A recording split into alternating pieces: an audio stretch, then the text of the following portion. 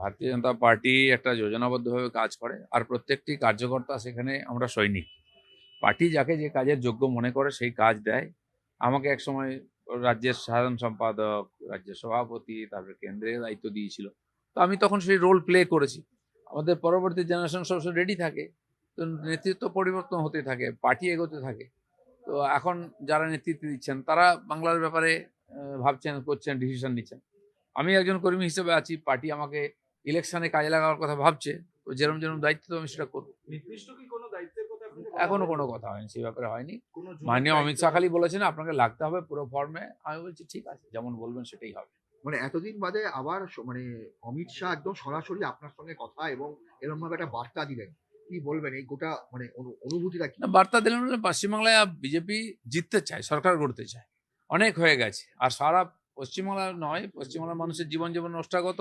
সারা ভারতবর্ষকে অশান্ত করে রেখেছে পশ্চিমবাংলা, এবং এখানকার মাধ্যমে যে দেশবিরোধী শক্তি বাংলাদেশ থেকে ঢুকে সারা দেশে ছড়িয়ে গিয়ে বোম বন্দুক থেকে আরম্ভ করে যা কিছু অ্যান্টি ন্যাশনাল অ্যাক্টিভিটি করছে। তো এটা সারা দেশের লোকও বুঝেছেন।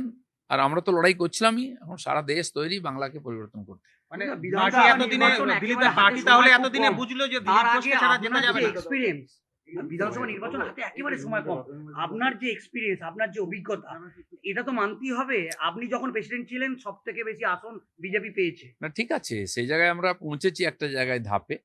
তো সেই জন্য আমাদের যেমন আসন বেড়েছে, জনপ্রতিনিধির নেতৃত্ব বেড়েছে। অন্য পার্টি থেকে বহু নেতা এসছেন পার্টিতে। তো তাদের অভিজ্ঞতা, তাদের শক্তি সেটাও তো পার্টিতে যুক্ত হয়েছে। সেজন্য অনেকে ভাবছেন বিজেপি নাই, দেখা যাচ্ছে না। নির্বাচন আসুক, সব দেখতে পাবেন, আর সবাই মিলে একসঙ্গে লড়াই করবে। প্রাপ্ত হয়ে গেছিলেন দিলীপ ঘোষ আবারও মানে এই জায়গায় ভোটের ঠিক আগে। এটা কি কৌশল? আমি জানি না ব্রাত্য কি ব্যাপার। যারা পার্টির নেতৃত্বে আছে তারা ডিসিশন নিচ্ছে, তারা কাজ করছে। তো সেরকম এখন সবাইকে দরকার আছে। আমাকে অন্য রাজ্যের বাইরে একাধিক রাজ্যের দায়িত্ব হয়েছিল, সেখানে আমি কাজ করেছি। এখন পশ্চিমবঙ্গ জিততে হবে, সবাইকে একমুখী লড়াই করতে হবে। মানে ভোটের জন্য কি সবাই একসঙ্গে হলেন? নির্বাচনে তো বটেই, সবাইকে লাগেই।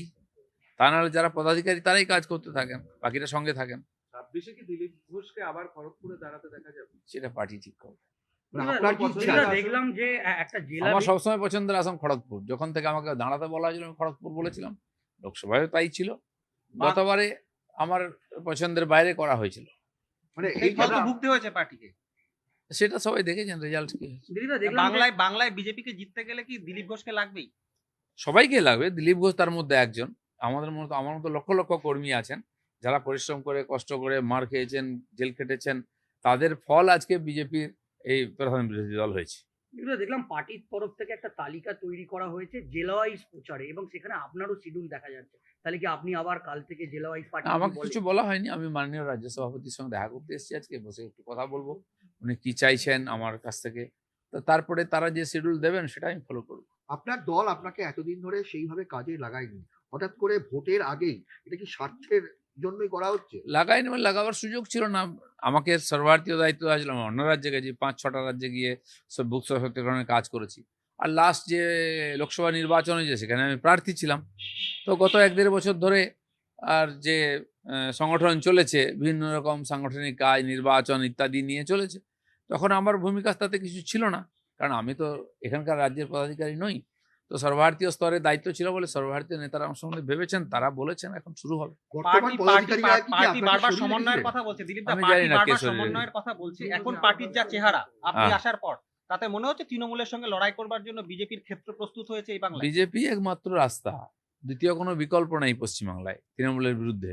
আর সেটা মানুষই ঠিক করে দিয়েছেন আমাদের প্রধান বিরোধী দল করে। হ্যাঁ, গতবার আমরা সরকার গঠন করতে পারিনি, কিন্তু যথেষ্ট ভালো ফল, ঐতিহাসিক ফল করেছি।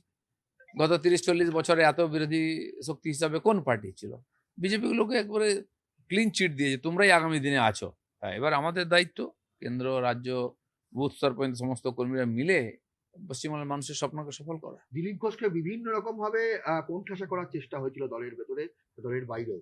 বড় দিলীপ ঘোষকে তো এটাই তো রাজনীতি, কোণঠাসা করা, কাউকে বেশি সুযোগ দেওয়া, কম দেওয়া। তো যদি সে যোগ্য থাকে রাজনীতি করার মতো, প্রত্যেক নেতার জীবনে এরকম পরিস্থিতি আসে।